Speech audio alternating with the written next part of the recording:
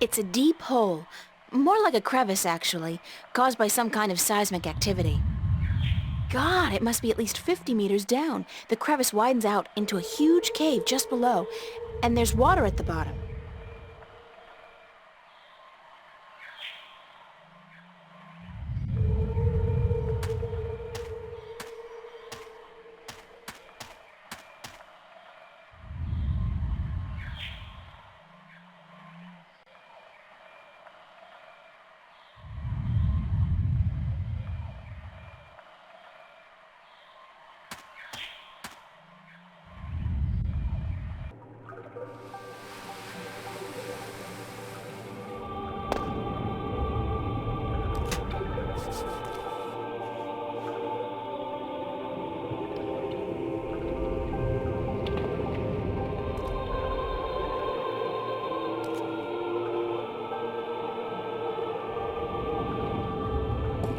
Big nests, once housing the elation, but now empty and in disrepair.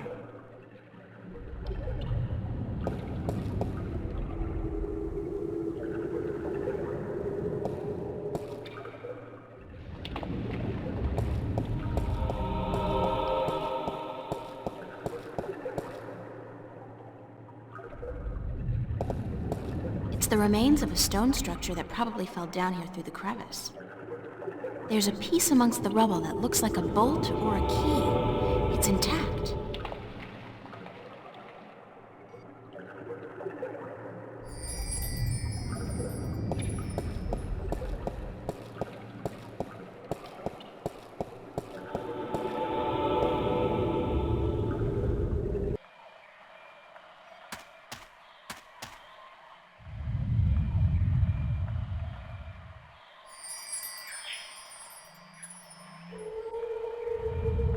The top half of the statue depicts a big-mouthed creature calling out.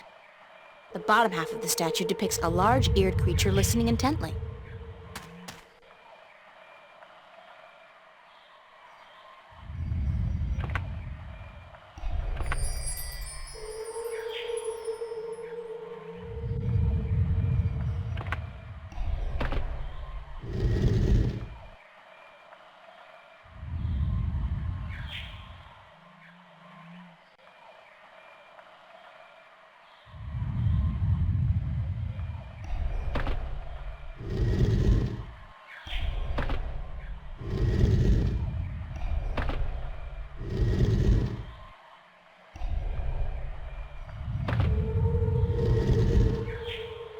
It's a creature with a big mouth.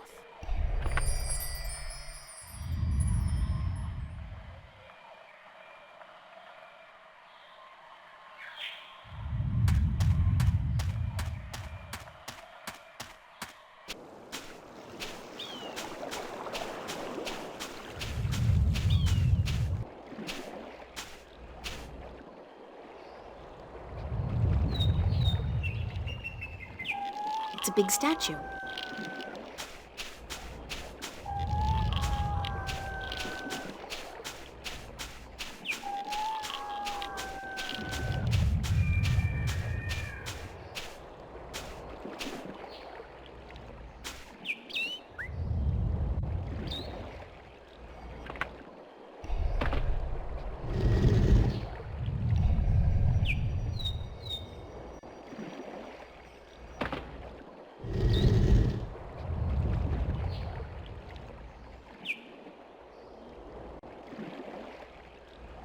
It's a triangular hole, like a keyhole.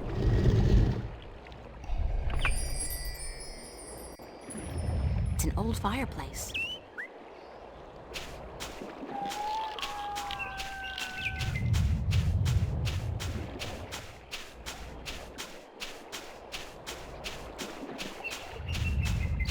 It's some kind of giant crab. Sounds like the poor thing's in a lot of pain. Yeah, the shell does look way too tight. Maybe he's outgrown it, but can't shed it. Or whatever it's called. I'll just take a shot here and ask you, is there any chance you speak, like, a real language? Like, Arcadian or English? Okay. Now, is there some kind of magic I have to learn, or potion I have to drink, or eat, or ingest in some way to learn your language? Because that's usually how it goes. No? Too bad, although I'm glad I don't have to draw blood or swallow a stone or something. Can't help but feel that you're asking me for help, though. It's the strangest thing. After all, you're just clicking your claws, aren't you? It's not as if you're really talking, is it?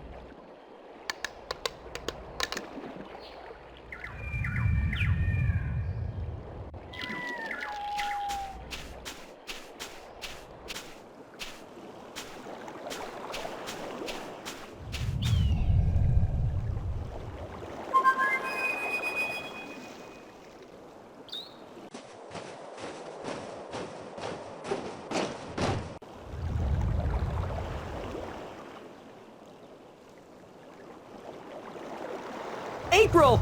You're alive! You're here! You're soaking wet! Where did you go? I thought you drowned. I was completely miserable. And the chicks on this island are so prissy. They don't even care for a kiss unless you're all settled down with a nest in your own territory. Glad to see you haven't lost the gift of the gab, Crow.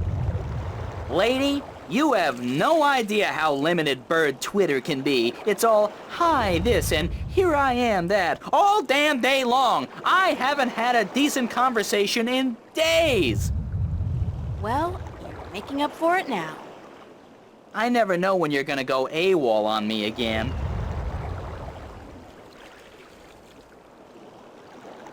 I had a little adventure under the sea. Oh? I didn't know humans had gills. We don't. Well, I do. I think. At least I can breathe underwater now. Cool. Not as cool as being able to fly, of course, but still. Hey, does that mean you're a mermaid? Hardly. I don't have a tail. What did you do after I saw you last? Well, it took a while, but I found land. Not this island, just a rock with a couple of trees, basically. But when I went back to tell you, you disappeared. I thought you'd gone bonkers from thirst and hunger and drowned yourself or something, so I decided I'd better find solid ground myself or I'd suffer the same fate.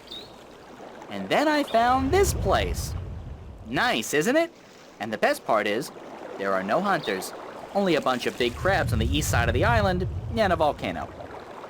I'm gonna walk around for a bit, Crow. I'll just stay here and preen myself, thank you very much. What can you tell me about the island, Crow? Only what I've been able to see from above. There's a volcano, dead I think, and lots of jungle, and some nice beaches. I'd like to explore the jungle, but I'm afraid I'm gonna get lost. Any ideas? Well, I could stay airborne and keep track of where you are, that way I could direct you if... Sorry, when you get lost. Sounds like a super plan, Crow. Let's go.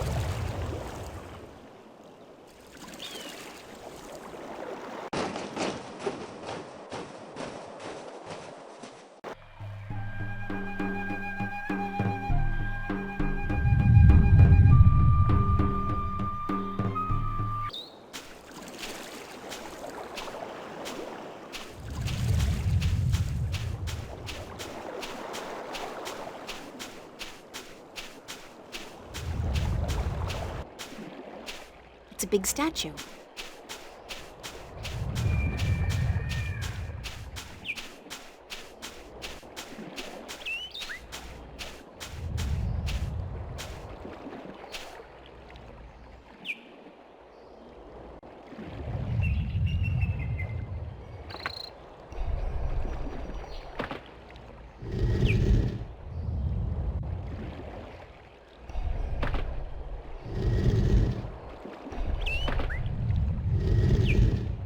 It's a triangular hole, like a keyhole.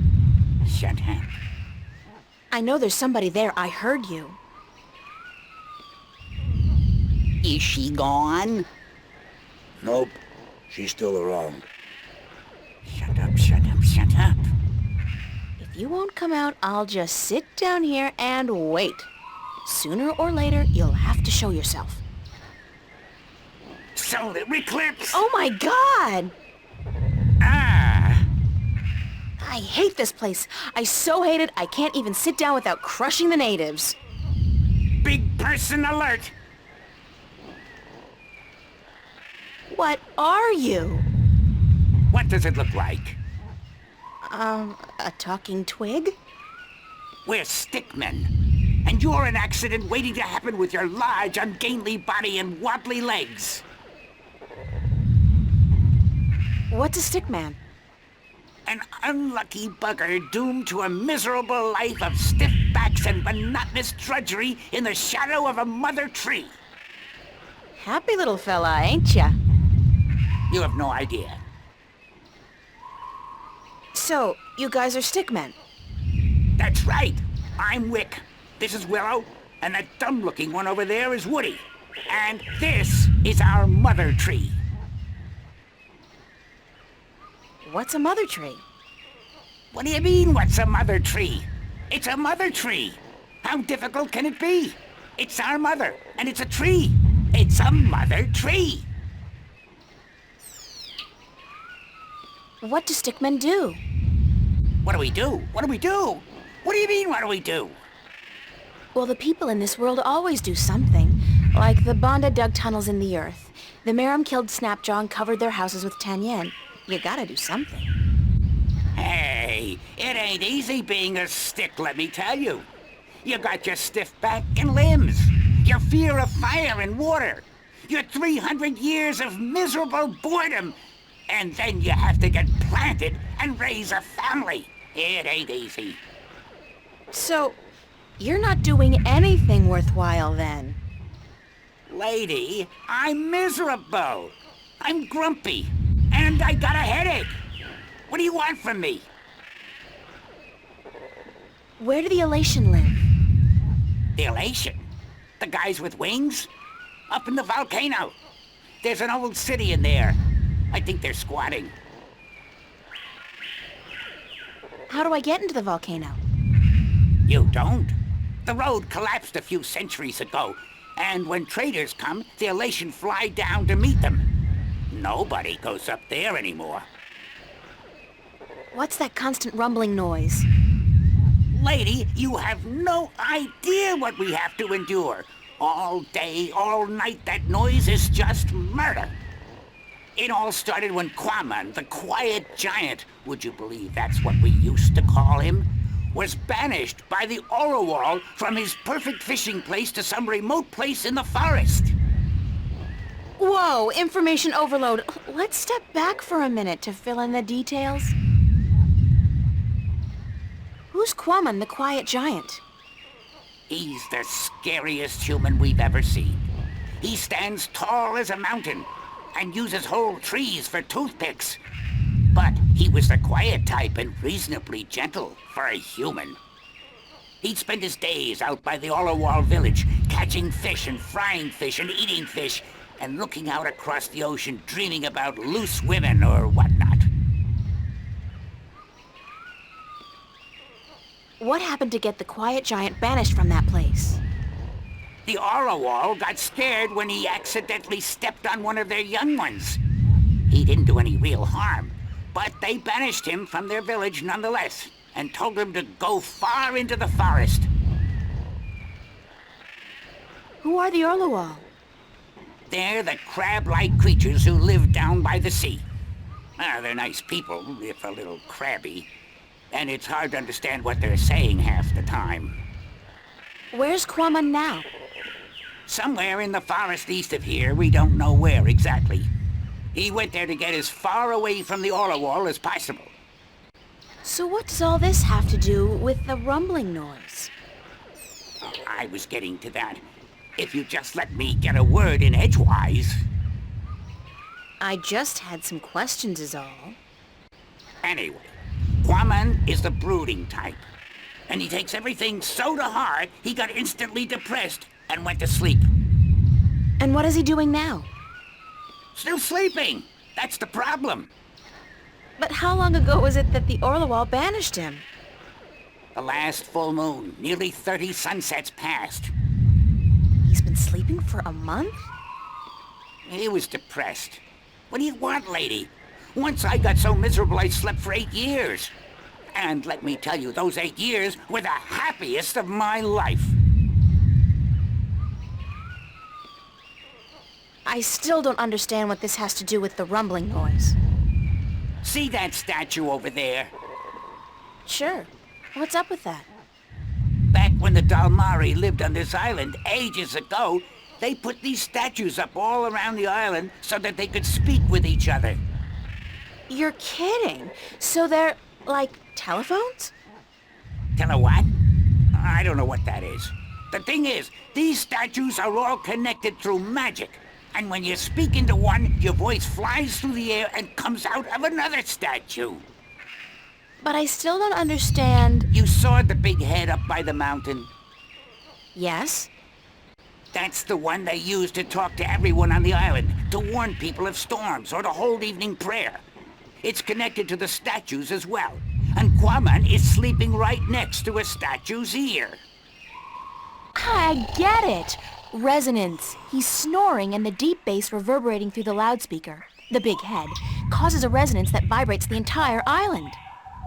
But can't you just wake him up? We don't know where he is. We're not much for exploring this forest.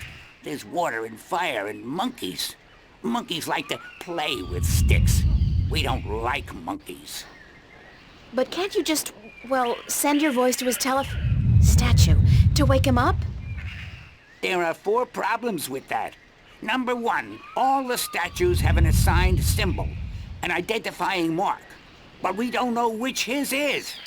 Second, most of the statues are broken in some way or another. What do you mean? Some statues can only talk to certain other statues. Some can't be spoken to, and some can't hear, which makes it very difficult to get a connection through to where you want to send your voice. Number 3, in order to use the statues, you need a key. We don't have it. We don't know where it is. And number 4? We're stickmen, lady. What do you think?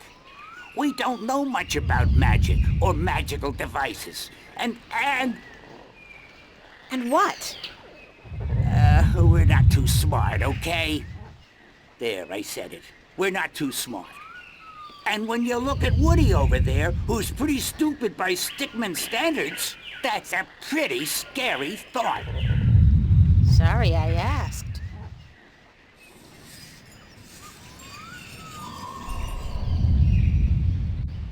I'll see you guys later then. If you don't step on us first. Hello?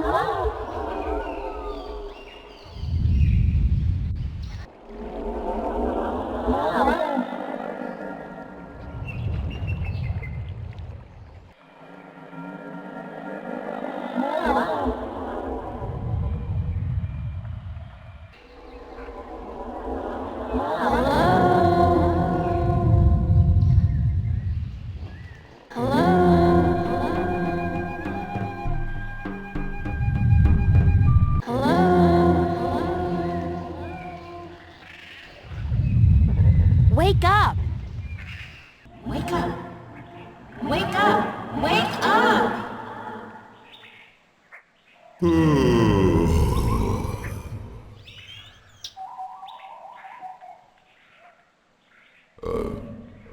Who'll be there?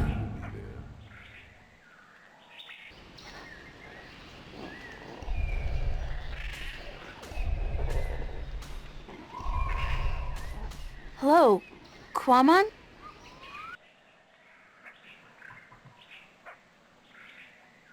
It's your wake-up call, sir.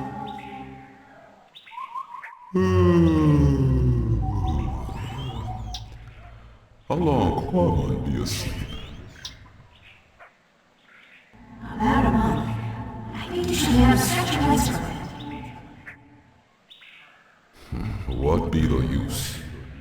Quamon be an outcast.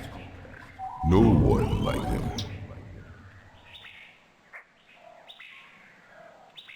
Where are you, Quamon?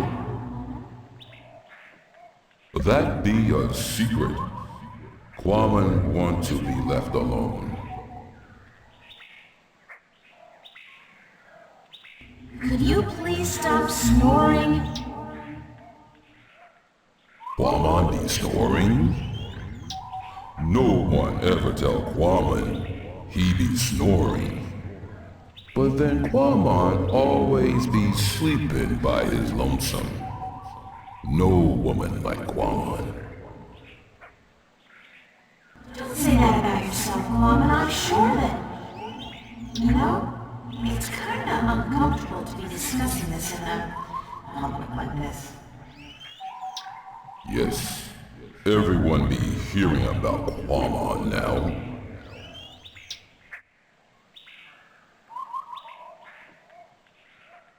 Do you want to talk about your problems? Face to face? What be the point? I'm a good listener, and I'd like to be your friend. That'd be the point. Quamon not sure if he want friend now.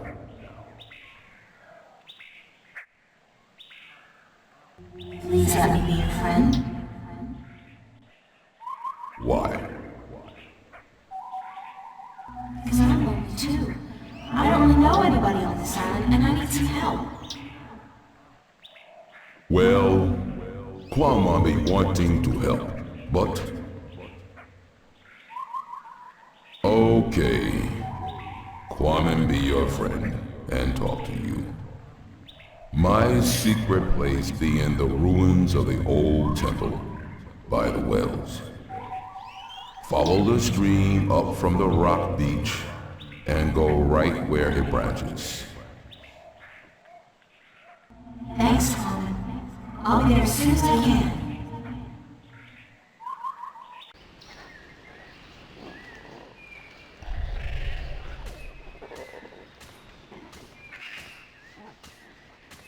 Later, guys.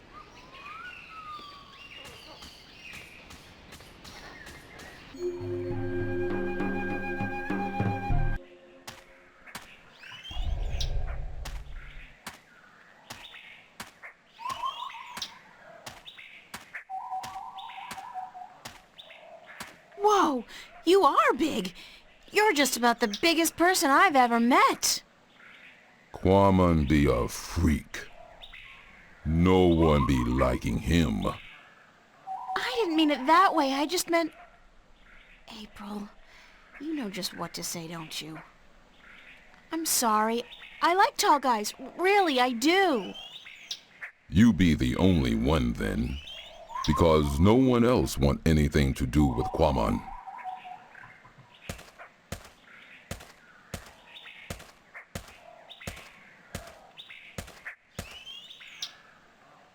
How did you come to be on this island? That be a long story. Do you want Quamon to be telling you?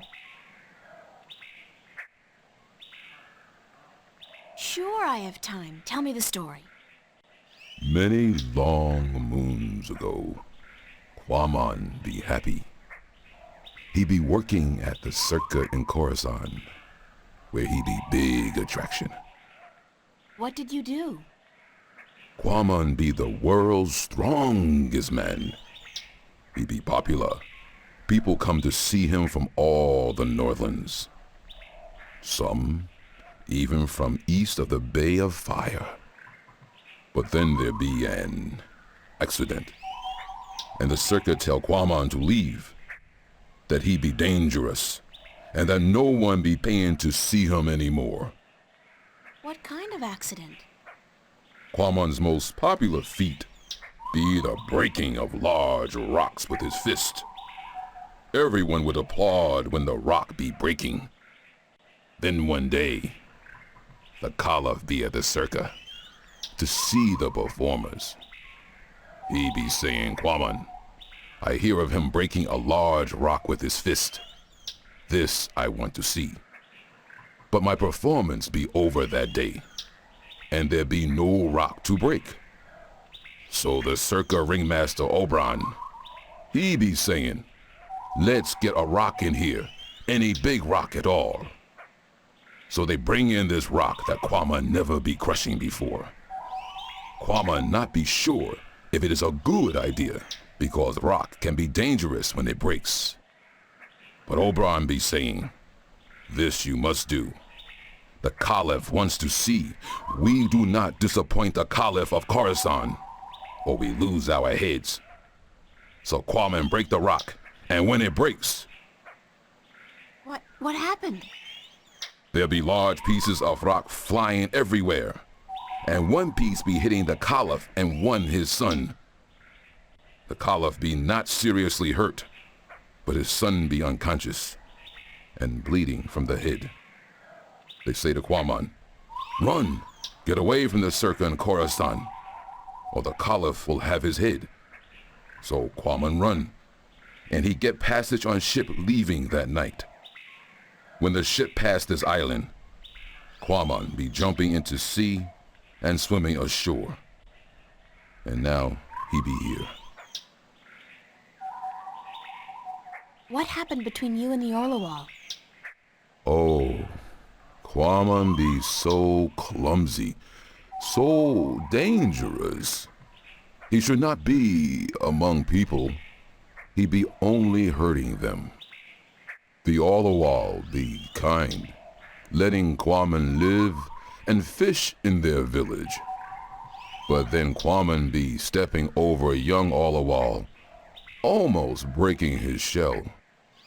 The Orlawal tell Kwaman to leave village, to not come back because he may kill an Orlawal. They tell him to go as far away as possible. Kwaman be sad because he liked the Orlawal, and because Kwaman be having the best fishing place in all of Elias. He lose his friends and his food. What do you eat now? Kwaman fish in these wells here, but the fish that live down there be small and not very tasty. Would you like to move back to the Orlawal village? Oh yes, Kwaman be wishing that more than anything in the world. I saw an Orlawal down by the beach, just outside the village. It seemed to be in pain, but I didn't know what to do. Perhaps if you come along, you can help him out, and get back in favor with the Orlawal people. Yes, perhaps Kwaman can help, even if the Orlawal do not want him back. Here it is, the, Orlawal. Can you help it? Perhaps Kwaman can help. Poor Orlawal. He'd be crying for help. Kwaman see what be wrong. The Orlawal not shed its shell when time come, and now it be stuck in the shell. Why didn't the other Orlawal come to its assistance? Their claws be no good for this work. They be helpless. But Kwaman help. Kwaman be good with his hands. Kwaman be happy. Kwaman accept your graceful thanks, sir. Thank you. You be making Kwaman very happy. Kwaman accept your offer and be grateful to the Orlawal people. Thank you very much. What? What did he say? Why did you thank him? Orlawal be inviting Kwaman to stay on the cliff above the village, where he can fish again. Kwaman be very, very happy now. You understand what it's saying? Orlawal language be easy to understand. It be just click and clack and clock. I'm so happy for you, Kwaman. Go on, don't let me hold you back.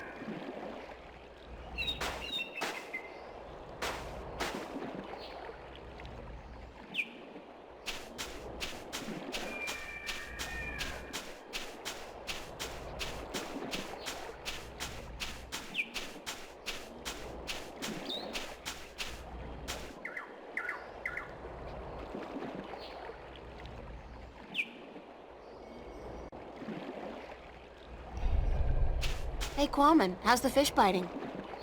With its teeth, but not today. Why's that? Quamon be not certain. The fish always bite before, but then Quamon be having lure. Now no lure, just bait. What do you need to make a lure?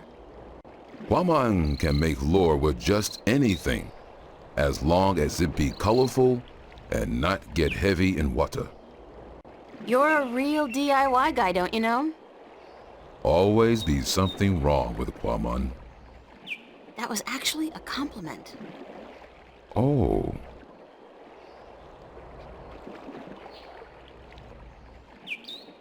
Are you happy now, Quammen? Quamon be happy. He be wanting fish to bite. But if they do not, Quamon still be happy. Can I borrow your fishing rod? Quamon must catch fish first, so he can eat. After Quamon catch fish, April can borrow fishing rod.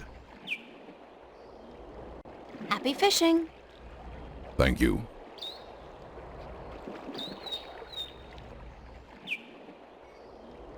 Could this wrapper work as a lure?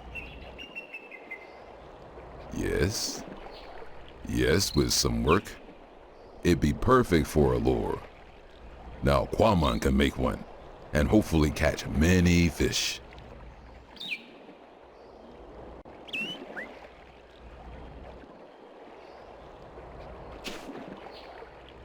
I can see clear to the bottom.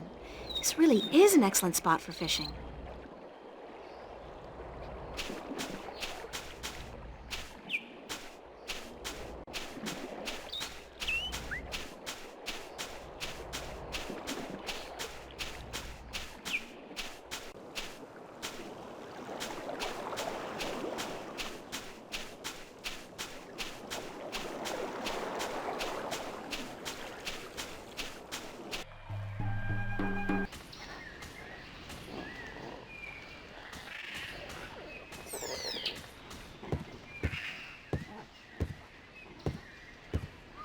It's a big wooden crossbow, I guess. I wonder who built it and what it's for.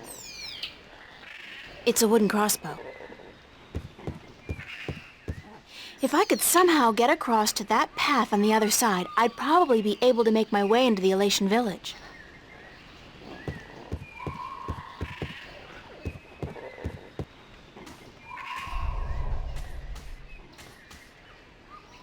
Who built that big crossbow in the tree? I did. Well, I thought of it.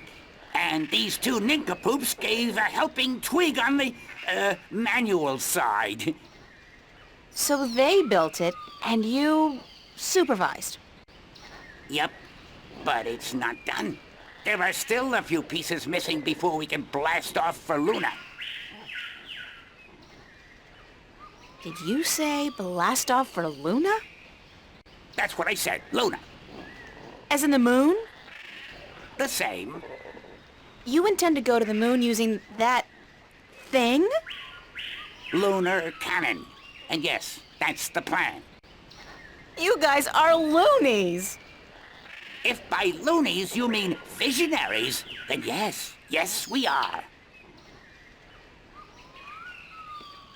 How come you're not working on your lunar cannon now? Because of that infernal noise is why.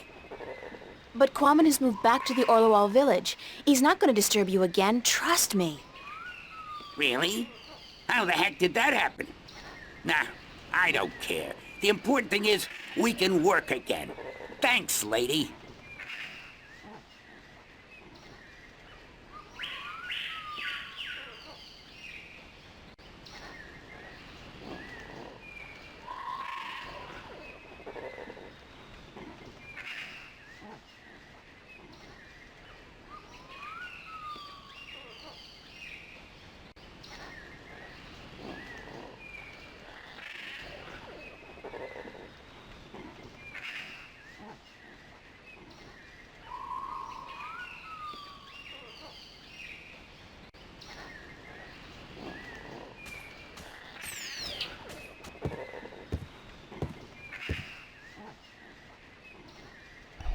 I'd be happy to talk to you later, but I got some fine-tuning to do before I'm done.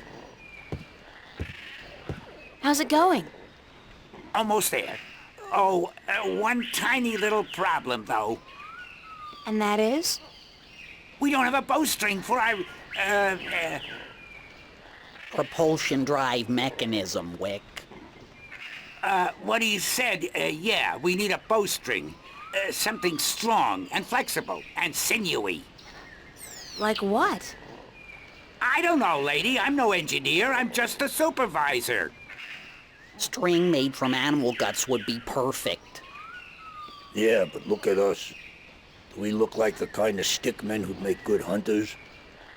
Do you see me going after a gate beast carrying what, a cone? A dry leaf sharpened to a razor edge?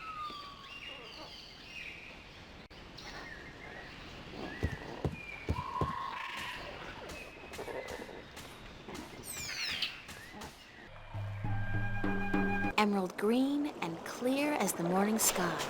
That's perfect holiday water.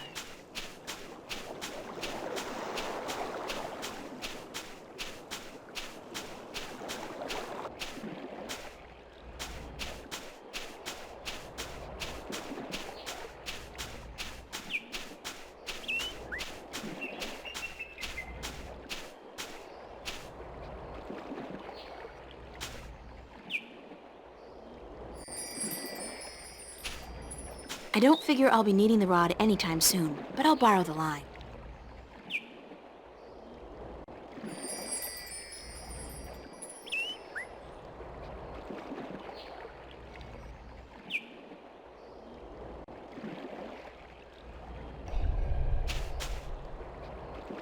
Did my lure work okay? It be working very good. Quamon catch a large, tasty fish very quickly. April be wanting a taste?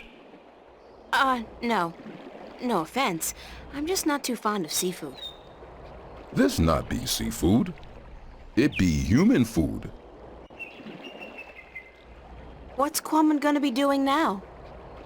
Quamon be sitting here until the sun sets. Then he be going to sleep. And tomorrow? Quamon be deciding that when he wakes up in the morning. Man, you got relaxing down to a fine art. Quamon not be knowing anything about fine art. He be a Philistine. I'll see you later, Quamon. So will I. Goodbye.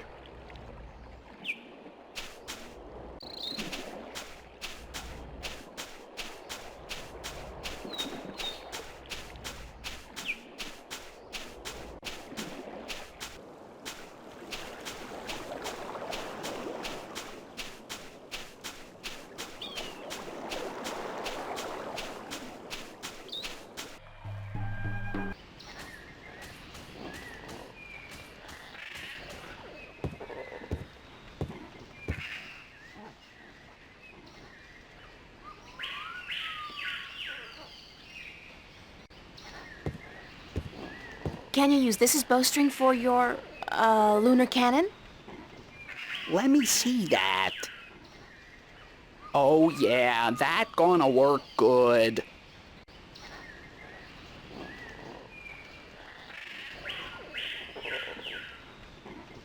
All right, listen up. I got us what we need. And now we finish this damn cannon. Go to work, people. Give us a few minutes, lady, and we'll be all done.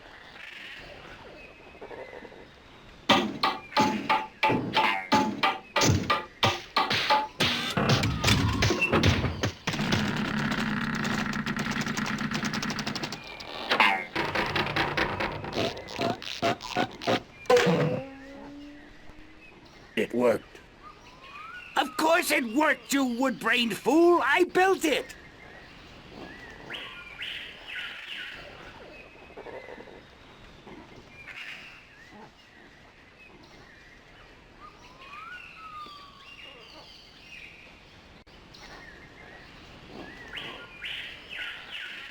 According to Wick, it's a lunar cannon. Apparently, it's powerful enough to send a stick man to the moon.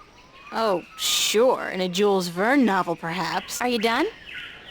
Yes, ma'am. The lunar cannon is now ready to be tested.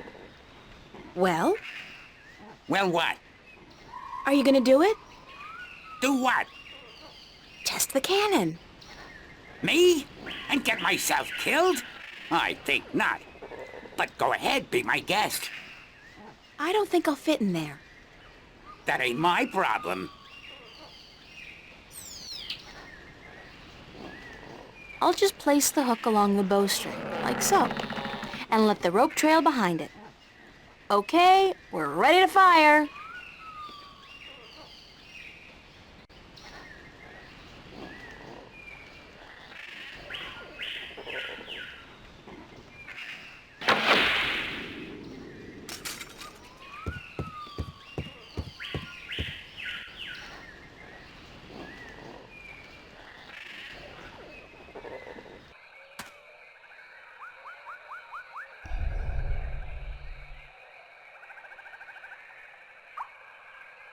Can you help me across? You are human, and we don't allow human strangers into our village. If you wish to trade, let us know where your ship is anchored, and we will send traders to you with our merchandise. I don't have a ship, and I didn't come here to trade. I came to talk to your leaders. I'm sorry, but we don't allow strangers into our village.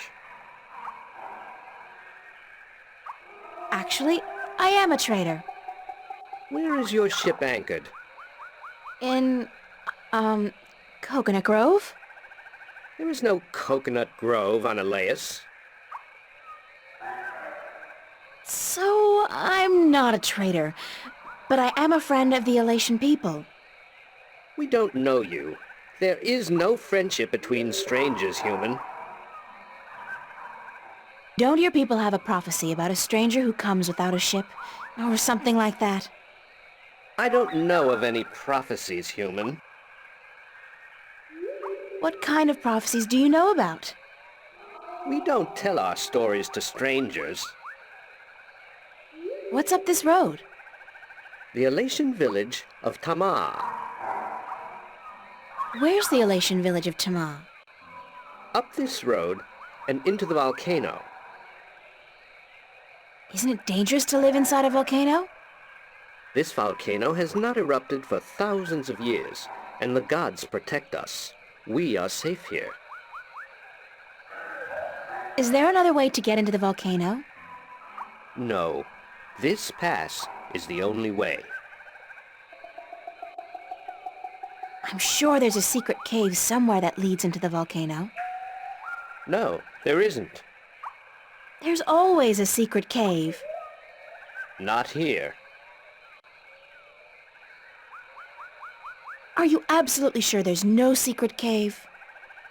Human, you talk too much, even for an Elation. Thank you. Yes, but you must leave now.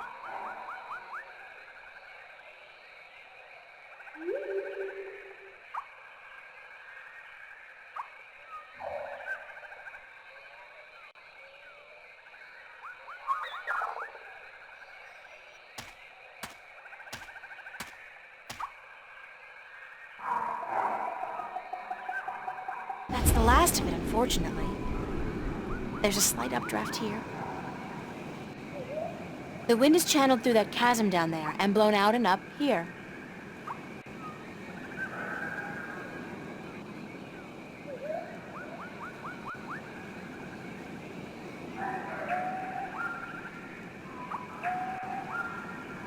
Oh, God, I think I'm gonna throw up. That was so not appetizing. Weirdest thing, though, I do feel lighter. Like I lost 90 pounds. I can't even imagine what people would pay for this stuff back home. Ah!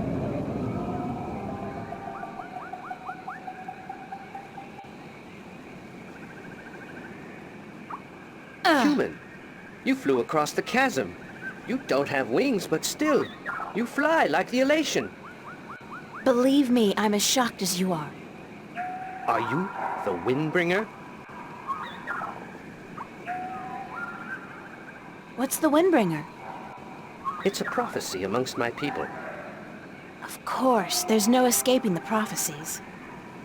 It's said that someone not of the elation shall come among us to float on the wind like an elation, to learn our stories, to bring the wind back to us, and to bring us into a new and happier age. Is that all? You know, I'm starting to forget how simple my life used to be.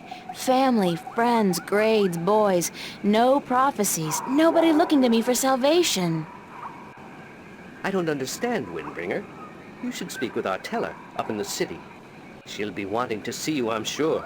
We've waited for the Windbringer for a very long time. The teller? Thanks. No, Windbringer, thank you. Thanks for your help. You should go see the teller. She'll want to speak with you.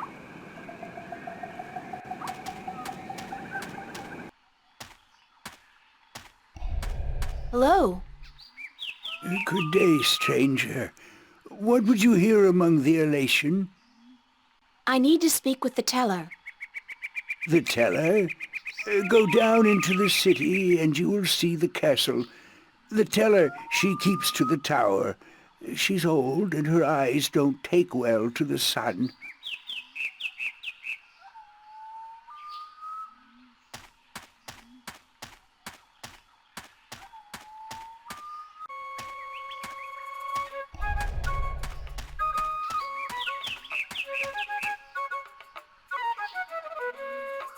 Hi there. What you doing? Playing? Yeah, what are you playing? Nothing. My daddy's in the castle watch. He's allowed to sharpen his claws. Really? My daddy owns a farm. Yeah? Do you have animals there? Sure. He has some cows and some horses and... What's cows and horses? Well, cows are big, brown, fat animals with 4 legs and white spots. And they go moo a lot. And horses? Horses are fun to be around. They run really fast and they can jump over tall fences and they look beautiful and graceful. But the best thing about horses is that you can ride them. I can run fast, too. But I can't fly yet. My wings aren't fully formed. When I grow up, I'll fly far away and see everything. I'll go see our horses. That would be nice. My name's April. What's yours? Saina, will you be my friend, April? Of course, Saina, as long as you promise to be my friend. I promise.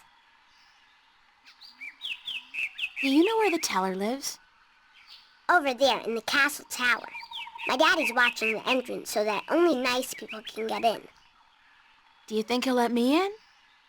I don't know if you're nice, but you have to ask my daddy. Where are the other children in your village? Oh, they're in school now. And why aren't you in school? Because I'm ahead of everyone else.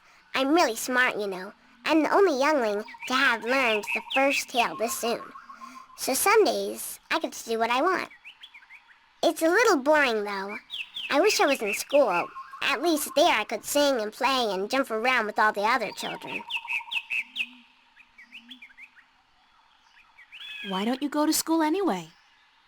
Because they say I would just distract the other children who are still learning their first tales. It's not fair. I mean, I get to play by myself and everything, but that's not fun all day. And my mommy's working on her pottery at home, and she doesn't want me disturbing her because she might make a mistake. But the day after tomorrow, I get to go back to school because then we're going to learn some more flying lessons. They're always a lot of fun, and I'm getting pretty good at that too. I bet. I wish I had wings like you do. Yes, they're very good to have when you fly. Have fun, Saina. Are you leaving? Yes, I'm sorry, but there are some things I have to do. Grown-ups are always too busy.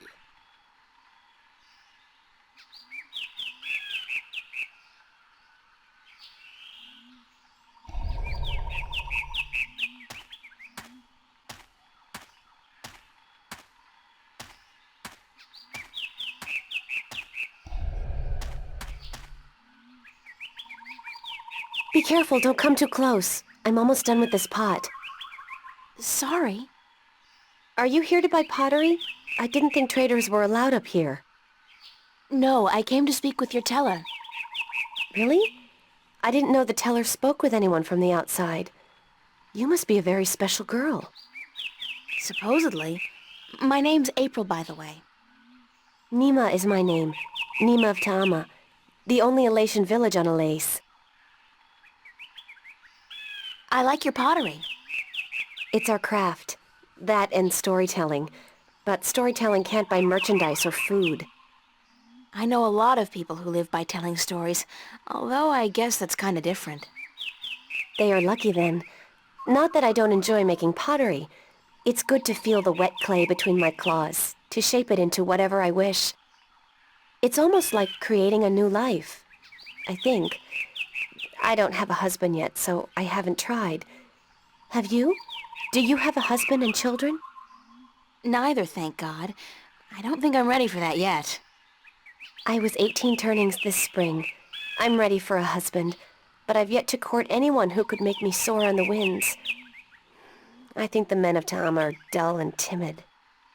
What about the guard on the road below the village? He's our age, isn't he? Isan? He's quite pretty, and his wings are big, but I don't think he likes me. He never looks at me or talks to me. That doesn't mean anything. He could just be shy. Maybe you could talk to him, find out who he likes, but don't say I sent you. Sure, I can do that. Thank you, April. Thank you, Nima. You're welcome, April.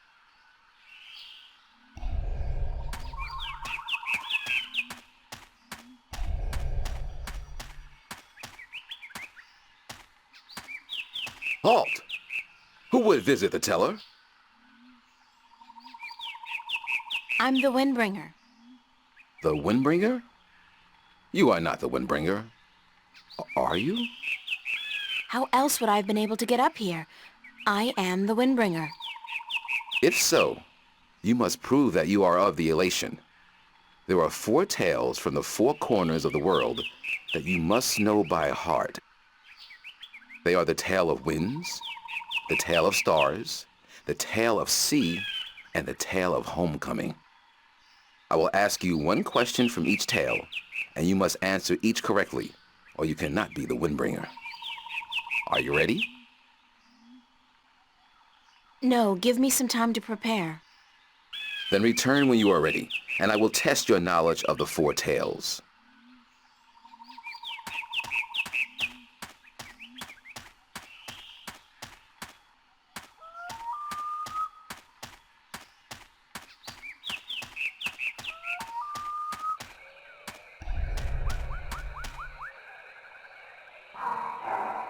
So, Isam, that's your name, isn't it?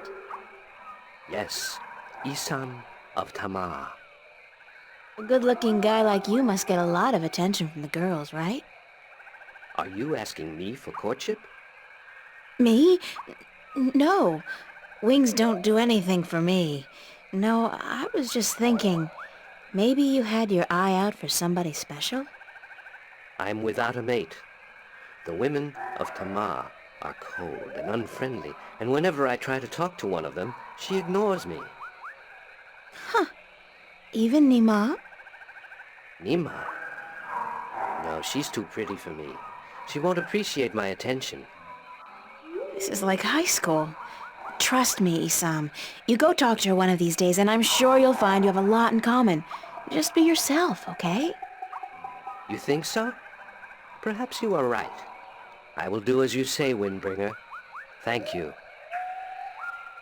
Do you know one of the 4 tales of winds, stars, sea, and homecoming? Mine is the tale of winds, Windbringer. Do you wish to hear it? Very much. Then I shall tell it. This is the tale of winds, my tale, and I pledge to tell it in my own words, as told in turn by my teacher. In the village of Karan, in the mountains of tall winds, there lived a young Elation woman named Iwana. Iwana had one desire above all others, to soar higher and farther than anyone else. And even though her wings were no broader, nor her body sleeker than anyone else's, she pursued this foolish desire without rest. And as time passed, she did soar higher, and she did fly farther than the other young elation in her village, and her name became known far and wide amongst the tribes of the mountains of tall winds. But still, Iwana was not happy. She was not happy because, in her vanity, even though she was a better flyer than almost everyone else, and to her eyes, she was still not good enough. She wanted to be so much better than anyone else that she would be remembered for all time as the best flyer amongst all the elation. And so one day, Iwana decided to climb to the top of Mount Bakta'ana, the Tower of Light, and to soar from those giddy heights to the ends of the world. Her friends and her family pleaded with her not to, because every elation knew that to soar from such heights was dangerous, that at such heights the air was thin and the winds treacherous. But Iwana would not listen, and on a cold and clear morning she climbed up the Tower of Light to the rock and the ice at the very top. From there she could see to the ends of the world. And it brought tears to her eyes to know that now, finally, she would be greater and better than any elation before her. And so Iwana spread her wings and leaped off the mountain. Those who watched her from far below said that for a split moment Iwana soared, and she soared higher and farther than any elation before or since. But then the treacherous winds caught a hold of her, and the thin air made her plummet towards the ground and to fall to her death amongst the rocks at the base of the mountain. In her vanity, Iwana could not see beyond her desire to be the very best. And vanity always stands to fall. That was the tale of winds, my tale, and I told it in my own words, as told to me in turn by my teacher.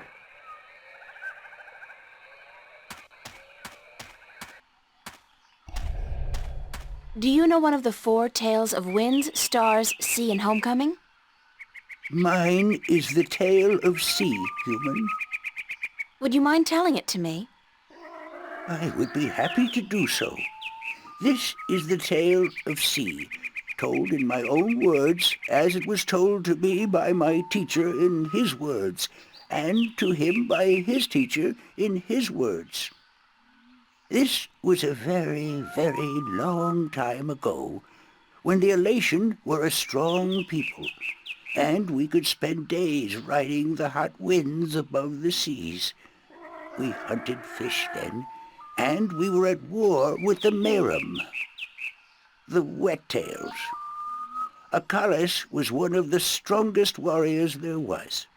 His claws were sharp and long, his beak pointy, and his teeth strong. Achilles was admired by everyone in his clan, and because of this he was cocky and arrogant. So one day, the teller of Achilles' city asked him to perform a very important and very special duty, to bring a sacred jewel to the teller of an elation town across the sea. This particular jewel was very important because it signified a union between the 2 towns, and it would benefit the people of both that it was delivered safely and promptly. Achilles grinned and told the teller that he would deliver the jewel both quickly and safely, and that she was not to worry. But the teller did worry, because Achilles was young and too sure of himself. But she wanted to test him, and to teach him that sharp claws, a pointy beak, and strong teeth are not all a warrior needs, that a warrior must also be wise and careful. So Achilles set out across the sea on his flight. It was on the 4th day that he spotted something in the water that caught his attention, and forgetting his duty and following his curiosity, Achilles dived towards the water to investigate. When he came closer, he saw that there were merum in the water, foolishly hunting close to the surface, and Acalus saw an opportunity to again prove his might as a great warrior to his people, and to capture the fins of a few wet-tails. But this time, Acalus' arrogance got the better of him, because the merum had set a trap. As he dived towards the merum with his claws, a spear shot up from the water to hit him. Acalus struck the water and dropped the jewel he was carrying, and it was all he could do not to drown. Acalus was bleeding, and the merum were grabbing onto his wings and his legs, but he fought bravely, and finally he managed to escape. But even though he now lived, he was dead inside, because the shame of losing the sacred jewel would always be with him. Acalus could not return to his village, because he had neglected his duty to his teller and to his people, and so he went away to a small island where he could be alone. To himself and his people, Acalus now became the lost one. He who had been on a sacred mission, but had failed in his arrogance. A year passed, and one day Acalus met with human traders from a ship that came close to his island. From the traders, Acalus heard speak of a hideous creature that lived in the sea, the Octowoe. The Octowoe was said to have a third eye, like a jewel, and that this eye pulled hapless sailors into its deadly eight-armed grasp. Acalus knew immediately that the Octowoe's third eye had to be the jewel that he lost in the sea a year ago, and he now saw the opportunity to redeem himself. But elation were not used to water, and the thought of submerging himself in the cold, harsh ocean chilled Acalus to his heart. But he was the lost one, and if in his death he could at the very least redeem himself, to his own heart then it would be worth it. So Acalus fashioned himself a spear, because in the water his claws and his beak would be too slow, and he flew out to where the Octowoe was last seen. And then Acalus dived into the sea. The dark water closed in on him, and his wings and legs went numb. But still Acalus kept pushing down until he saw the lair of the Octowoe. Spotting Acalus, the Octowoe attacked, and Acalus saw the monster's third eye, his sacred jewel, shining bright in the darkness, and his heart was filled with a sense of duty and courage that he had never felt before. But as he began fighting the eight-armed monster, Acalus realized that if he were to fight like he usually did, he would not stand a chance. He would have to think differently. And so Acalus tricked the Octowoe into following him through a tight chasm where the monster got stuck. And then he swam above it, and using his spear, tipped a rock on top of the Octowoe. Swimming back down again, the Octowoe was flailing helplessly. Now, almost out of air, Acalus took the sacred jewel from the Octowoe's head and swam back up. Finally, Acalus could deliver the sacred jewel to the town across the sea, and upon returning to his village, he went to the teller, bowed his head, and said, "Forgive me, teller, for in my arrogance I thought I could do everything, but I could not, and I became the lost one because of it." "You were lost," said the teller, "but you are no more, because now you see the limits of your own strength, and you will know that a warrior must be careful and wise, in addition to being strong and fierce." This was the tale of C, and I told it in my own words, as told to me by my teacher.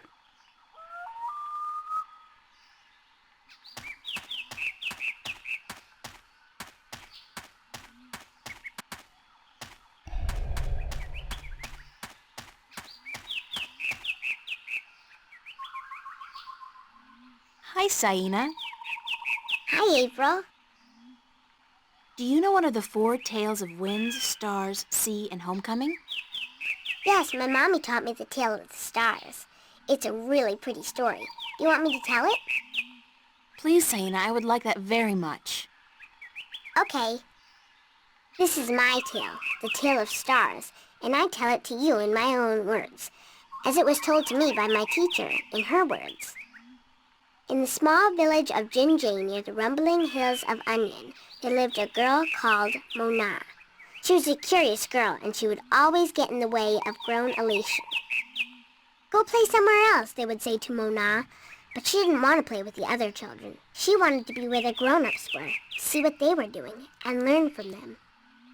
But one day, after getting many complaints from the pottery makers and guardsmen and traders and soldiers in the village, Mona's mother told her that she wasn't to interfere with the grown-ups anymore, and that instead she could go play with the other children, or sit still and draw or work with clay.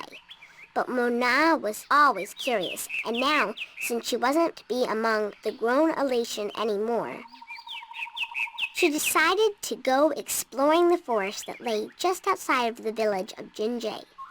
She had many times been forbidden to enter the forest because it could be a dangerous place, but Mona was very curious. Of course she wasn't planning on going far into the forest, but then her eye caught sight of a white flufftail hopping through the tall grass, and Mona, curious as ever, gave chase. The flufftail ran away into the forest, and Mona followed, blind to where she was going and interested only in catching the white flufftail so that she could keep it as a pet. But then, after a good while, the flufftail disappeared into a hole in the ground, leaving Mona alone in a small clearing, somewhere deep inside the forest. She was exhausted after running after the flufftail for so long, and as she looked around the clearing at the unfamiliar trees and flowers, she realized that she hadn't been paying attention to where she was going. Not for the first time, her curiosity had gotten the better of her, but this time it was serious. Mona was too young to fly, and she had very little sense of direction, and chasing the white flufftail had made her dizzy and tired. It was getting darker, and Mona was all alone in the deep, dangerous forest, too sleepy and too scared to be able to go anywhere. Mona curled up with her wings wrapped around her under the leaves of a tree and began crying. Soon it got really dark, and somewhere, not far away, wolves started howling at the moon. Mona was so scared she was petrified, but after a while her exhaustion got the better of her, and she fell asleep. She woke up when she heard a voice calling her from somewhere far above. Looking up at the starry sky, Mona saw a vision of the spirits of 5 tellers gazing down at her. "You have let your curiosity lead you astray," said one. "You are lost, and you deserve to be lost," said another. "Poor little girl," said a third. "We will help you home," said a fourth. "But remember this," said the 5th spirit. "We will lead you back to your village and to your mother only if you promise us one thing." "I promise," said Mona. "Whatever it is, I promise I will do it." "Very well," said the 1st spirit. "You will make the story of this night into your own tale, and you will call it the Tale of Stars." "It will be a tale to warn the curious to be careful," continued the 3rd spirit, "and to not let their curiosity get the better of them. And," said the 2nd spirit, "to remind the elation that the spirits of their tellers watch out for them when they most need it." And so the spirits of the 5 tellers guided Mona through the forest, and by dawn she was home. And Mona did tell her tale, the Tale of Stars, to everyone in the village, so that everyone would remember that the curious must be cautious, and that the spirits of the tellers are always watching. This was my tale, the Tale of Stars, and I told it in my own words as my teacher did to me. That was a beautiful tale, Saina. Thank you. Bye-bye, Saina. You're leaving again? I wish you could stay. Me too, Saina, believe me.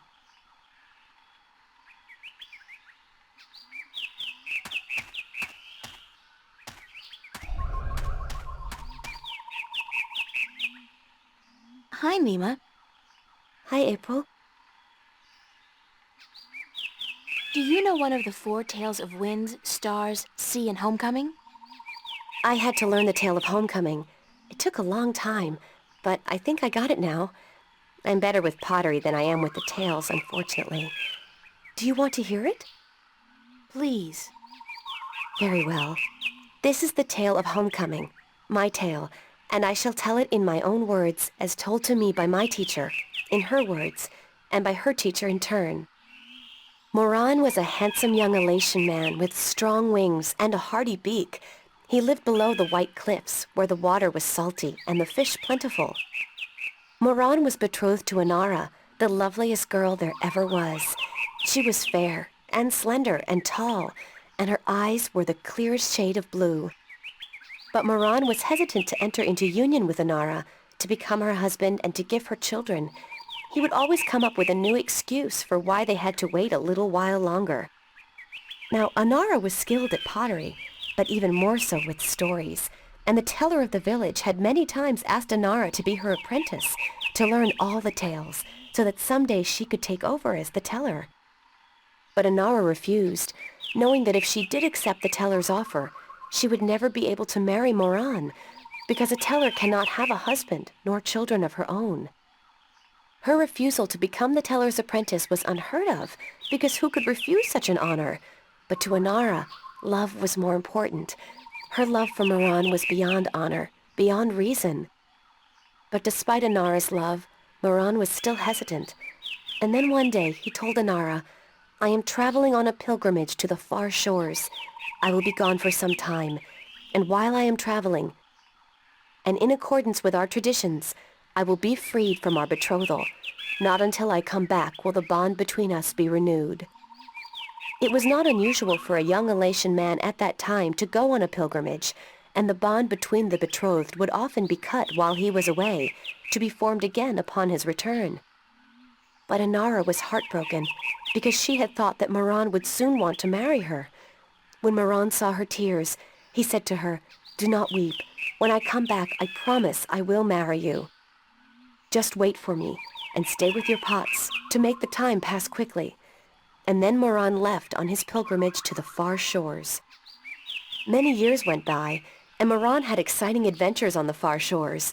But by and by, he began to long for home, and for Inara, and now he had finally realized that he loved her, and that he wanted to marry her. But when he returned, he could not find Inara amongst the pot makers. He went to visit her family, and they told him that, after waiting for many years, Inara accepted the teller's offer of apprenticeship. And that when the teller left on the last wind during the previous winter, Inara herself became the new teller. Angry, Moran made his way to the teller's nest, and when he saw Inara, he said to her, "You promised me you would wait." But Inara did not say a single word in answer. She just turned around and lifted something wrapped in leaves from the cot behind her and gave it to Moran. Moran unwrapped the package, and inside he found an old pot, cracked and broken in two. "What is this pot?" he asked. "And why did you not wait for me like I asked you to?" And finally Inara spoke, and she said to Moran, "I made this pot for you, my dear Moran, when you left, because I wanted it to be my marriage gift to you. But when many, many years passed, I finally realized that you did not love me the way I loved you, and to live hoping otherwise would be death." "But I want to marry you," cried Moran. "I came back." But Inara just nodded at the broken pot in Moran's hands and said, "Like an old pot that is left without care, a heart may break in two, and a broken heart can never be mended." And so Inara turned away, never to speak with Moran again, and Moran's heart, like the pot that was left untended, broke in two, because absence makes a heart brittle. This was the tale of homecoming, my tale, and I told it in my own words as told to me by my teacher, and as I will tell it to my student when the time comes. Bye, Nima. Goodbye, April.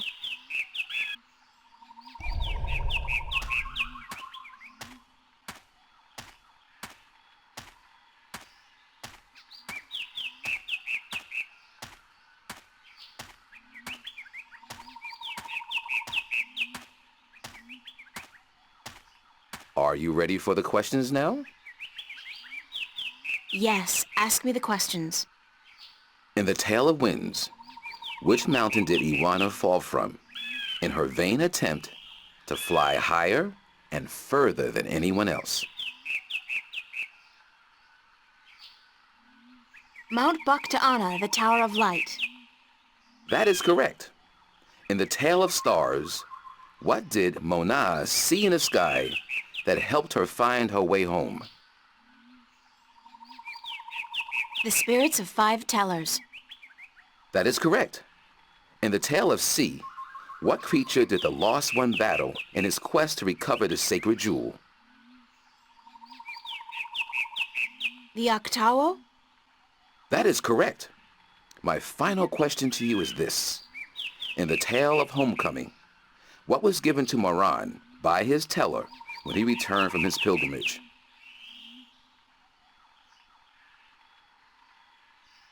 A broken pot, to teach him that absence may break a heart in two. You have correctly answered all my questions, and so have proven your knowledge of the 4 tales. You are the Windbringer. The teller would see you presently.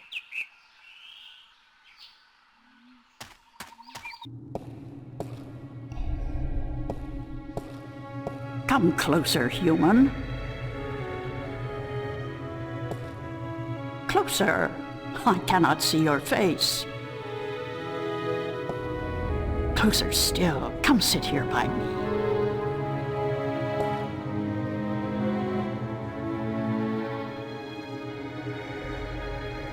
There you are. You see, my eyes are not what they used to be. Ages ago, I could spot a ladybug crawling up a straw of grass from 15 tree lengths up. Now, I have a hard time seeing my supper. But my ears, balance be praised, my ears, they are as good as ever.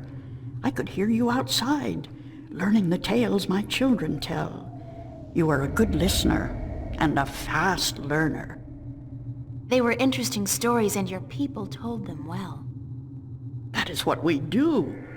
The elation are the keepers of the tales, and I am their teller, the one who must know all the tales told since the day we came to this world. How can you do that? How can you remember every story ever told?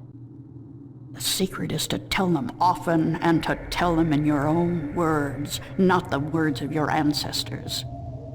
Doesn't that mean that the stories change with every generation?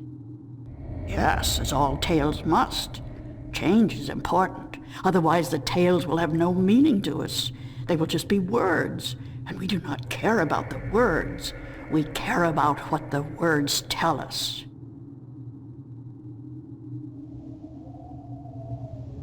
How long have your people been telling stories? Since the beginning, human. Since we came to this world a long, long time ago. You're not from Earth? From Arcadia? Not according to our tales. We came on a great wind before the divide, when the earth was one and humans had yet to learn of magic and science. But we were a different people then, and the tales we tell from that time are vague and incomplete. Like myths and legends, the younger elation pay little attention to these tales. Sometimes I worry they will be lost with me, these tales, and I am getting old, very old.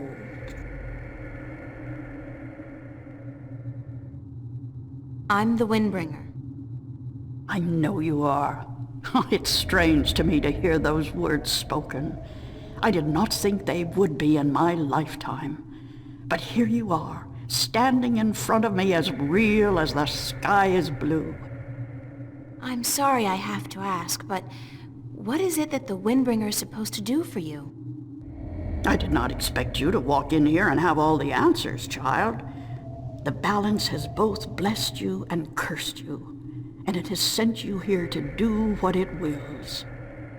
The Windbringer is said to be the first sign of the great wind that will take us away from here. For a long time, the elation have lost the strength they used to have. Our bones have become weak, and our wings fragile.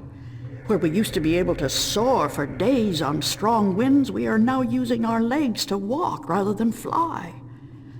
Why this is, we do not know. Tan Yen. You know of the reason for this? I'm just guessing, but it makes sense. Go on. The tales also say that the Windbringer will unite us with our past and end the age-old strife. I know. You must make peace and be reunited with the Merim. You share a common ancestry. I have always thought we did. The tales were too similar, the signs clear. But my people, they will have a difficult time understanding why and how this can be. If you don't, both the Elation and the Merim will die out. When war broke out between your people and you were forced to move up into the mountains, it compromised a precarious symbiosis.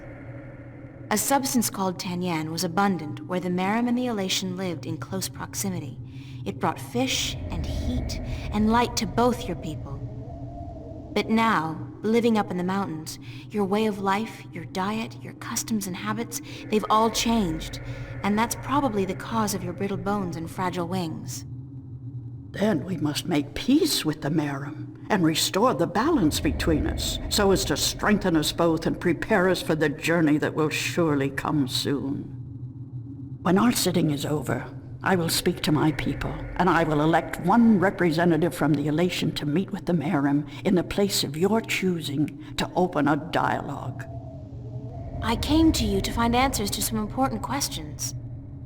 Ask, and I will try my best to answer. Have you heard of an ancient god or dragon that lives beneath the sea? Once, long ago, when my people lived in harmony with the Merim, there were stories of an old god worshipped by the Merim who resided deep in the darkest depths of the ocean.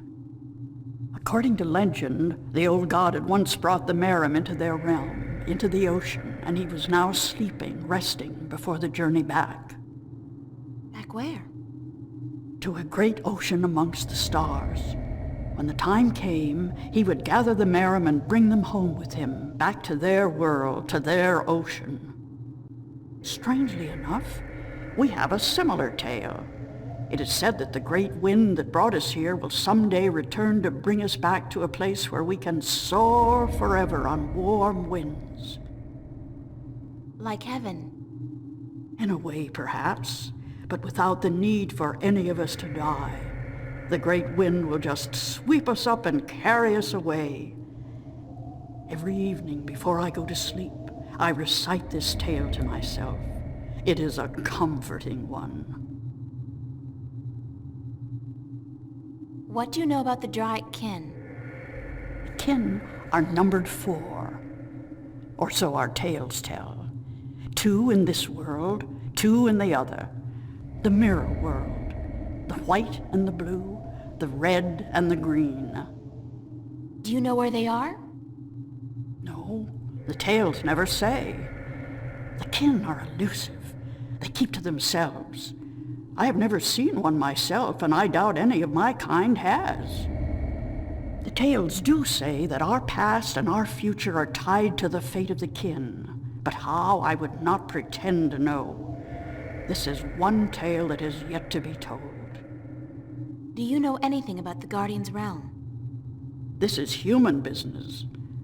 Would you not know more than I? Your people are the keepers of the tales. You remember more than humankind has forgotten. Please, I need to hear what you know. That is very little. The Guardian's realm is home to the Guardian in his tower. No one is permitted within except the Guardian who was, the Guardian who is, and the Guardian who will be. And of course the Dryac kin, who were instrumental in its making. Have you ever heard of the existence of a hidden entrance to his realm? Oh, yes. Yes, I have heard tell of such a thing, though I would not know where it is. I gather that one of the kin may be able to tell you. Thank you. I don't have any more questions. I am glad I could help you with some answers. I guess it's time for you to talk to your people and for me to make arrangements with the Merim. Where do you wish for our meeting to take place, Windbringer? You want me to decide? Well, I know. Send your ambassador down to the ancient caves by the beach. Inside, there are remnants of an old Elation settlement and a Merum city. It's a good place for your two people to meet, don't you think? Yes. And could you ask if they would bring their half of the stone? The stone? You have the other half?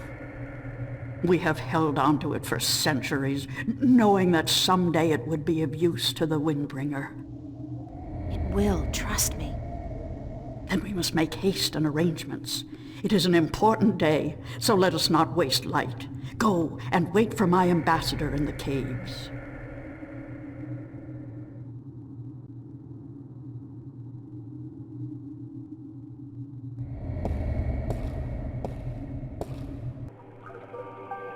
It's amazing. This place is so beautiful. And the scent of sea and rock and nest. This scent is of home. This was home a long, long time ago, according to the tales. We lived in peace with the with the Merum back then. Now you'll be able to live in peace again. And with the Tanyan bringing fish to your doorstep, you'll be able to eat well and restore strength to your bones. Soon you might even be able to soar on the winds for days like you used to do. I hope you are right, Windbringer. And I hope that the Merum will see the sense in it too. They are coming, are they not? They said they would. Hush, I hear something.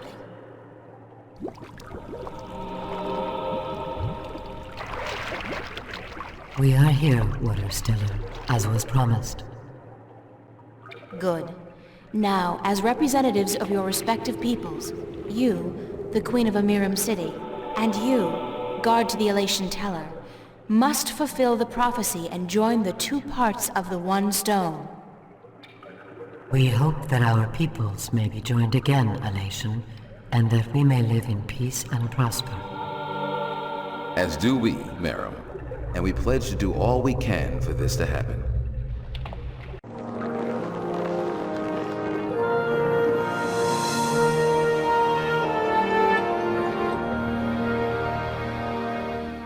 The stone is now whole, Windbringer, and the Elation and the Merum will once again be as one. You may take it with you. Thank you. The both of you. Come now, April, and we will take you to our sleeping god. May his wisdom guide you and lead you down the right path.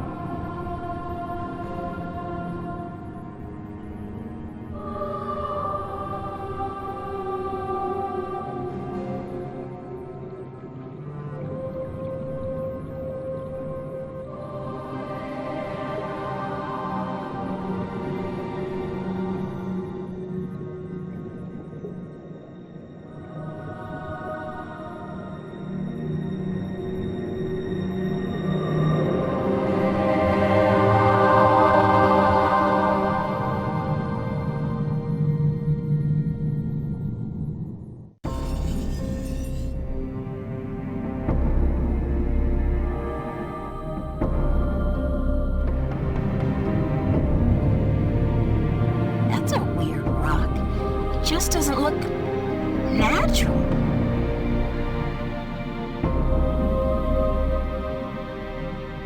Feels more like a shell than a rock.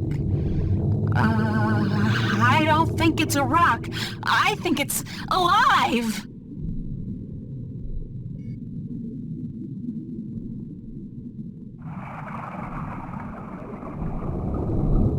It's some kind of organic sensor. It's soft and spongy.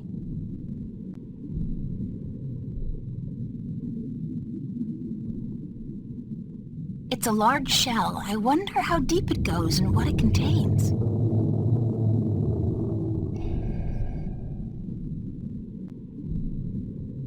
Hello?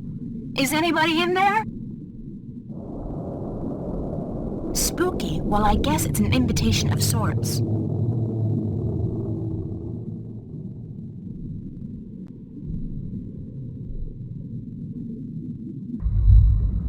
There's air in here. And it's dry. I swear I'm never taking a bath again. That doesn't look like a natural protrusion. It's too big and round.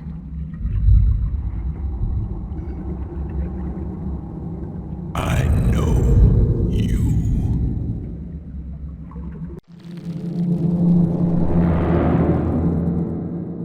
Do not be afraid. I know what you are. You do? Yes. Yes. What would you hear? I do not like to be disturbed. I wish to be left alone. I wish to rest until the day of ascension.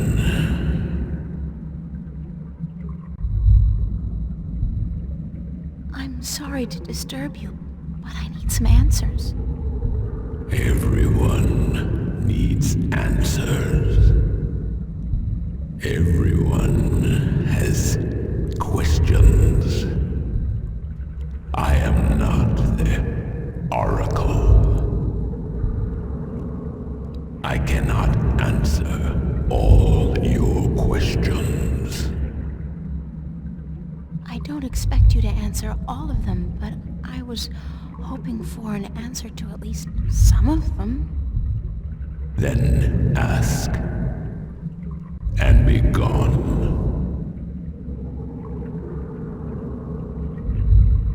What am I? What do you mean? You said you know what I am. What am I? You do not know. Then it is not I who should teach you about your heritage. You must make this discovery on your own. Listen, I'm tired. I'm wet. I'm at the bottom of the sea and I'm breathing with the help of a polyp stuck in my esophagus. So just cut the Buddhist bullshit about a journey of self-discovery and answer my question. Please? Your question has already been answered. That is all I will tell you. Your journey began with an answer. It is only now that you know the question. That's so not helpful, but thank you. I'm looking for a jewel called the Dragon's Eye. Yes, I have one such jewel. I guess that's it. Take it. Are you sure? Take it. It is yours now. It is part of your destiny. Okay. Tell me if it hurts.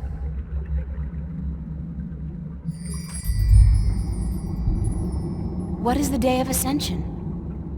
The day when the kin return home. When my siblings come to me, and we rise toward the stars for our journey back to our cradle. This is the day of ascension. So you're going back to wherever it is you came from? We will, eventually.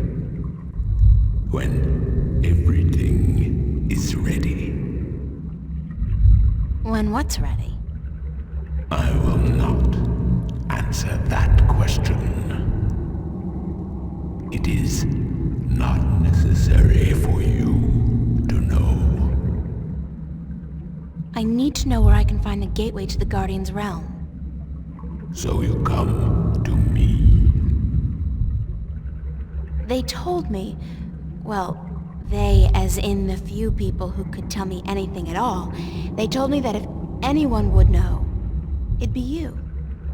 I know. When the Earth was divided, there was a doorway left open where the tower was built. But it's moved, hasn't it? That spot. When Stark and Arcadia were created, that spot moved somewhere else. Into the sky. Amongst the stars. But where? I knew you were coming.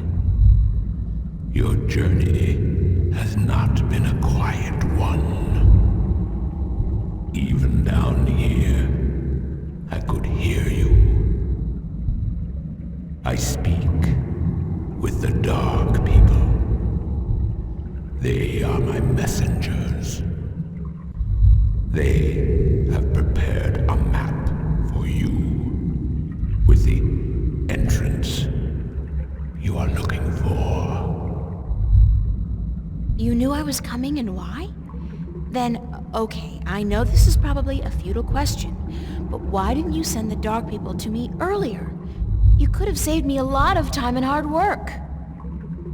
You are afraid of time and hard work. No, but it's the principle of it, isn't it? No, it is not. You had prophecies to fulfill. You had a purpose. Bringing my children together in preparation. This was important. And for that, I thank you. Now, I wish to sleep. You said something about a map? The Dark People have it. They will meet you. I will bring you to them. What? Now? Yes. Hold on.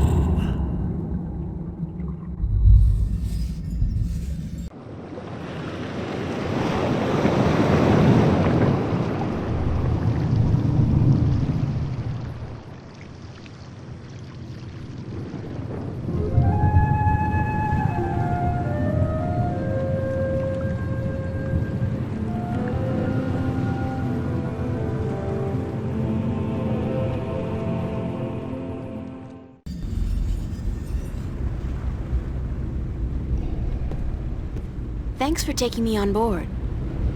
Who are you? Oh, well, I thought you... I mean, didn't the old dragon... Well, I'm April Ryan, from Stark, and I guess you're a dark person. But who are you? I'm just a student. Not anybody special. You are special. Who are you? I'm not. I'm just...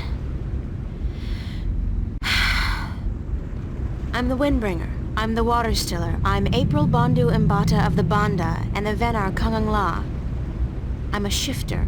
I will someday become the 13th Guardian, the protector of the balance. And I'm April Ryan. This is who I am. Yes, that is who you are. And you are a wave. Why am I, a wave? You have a purpose. You play an important part in the cosmos. A wave is someone who propels people and events toward change, towards the future. And that's what I do? You are a wave. There are ripples from your passing, and they spread wide and far. Those ripples will never die down. The worlds will be changed by your journey. You're telling me that everything I do affects the universe? You cannot escape it. You are a wave.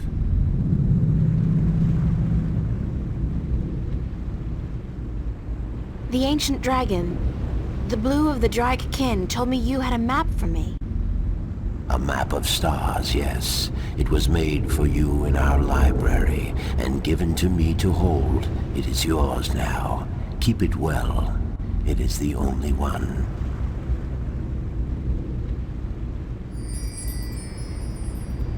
I'm looking for an ancient stone given to you by the Sentinel, the Fathers. You came for the stone. Of course we have it with us. Our ship would not have been chosen to meet you were it not for the stone we carry with us. Everybody's just waiting around for me to show up, so that they can give me stuff. Who knew adventuring was gonna be this easy? It will not always be so easy. Of that I can assure you. But here is our stone. We entrust it to you, as we were instructed to do when the Fathers first entrusted it to us.